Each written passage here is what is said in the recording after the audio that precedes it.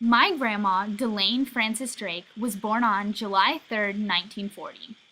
And there are two major events that have helped to shape her life and have played a large part in my family and the person that I am.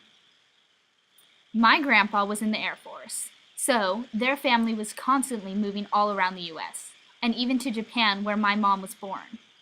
But the move from Goldsboro, North Carolina to Merced, California really affected my grandma because moving to California was very expensive. My grandma was forced to make many sacrifices and cutbacks in their home. They started to have to scrape by for meals. The way that my family had to live has had a huge impact on my life. My mom never had a stocked cupboard or fridge when she was young, but now she makes sure that we always have plenty of food in our cupboard. But she also learned from her mom how to make sacrifices when she needs to. The way that my grandma raised her to be very careful and thoughtful with money has also been passed down to my siblings and me. The second event that shaped my grandma was her divorce from my grandpa. At the time, she was an alcoholic, and this caused many problems in her marriage. My grandparents went through a very harsh and hateful divorce, which is when my grandma hit rock bottom. But now, so many years later, they are still close friends. And my grandma was able to turn her life around and is now going to be 30 years sober this year. This has had a huge impact on my family.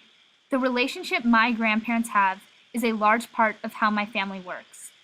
My Aunt Renee got married when she was 19 and has been married for almost 35 years now. My own parents were married for almost 8 years when they got divorced, but they also are still very good friends. Even though my grandparents went through a very nasty divorce, their friendship has been a great example for both my aunts and my mom. The way my grandparents' marriage was shaped their marriages, and I'm very thankful for that because my mom and dad are able to remain friends. My grandma has also directly shown me how strong she is through her sobriety.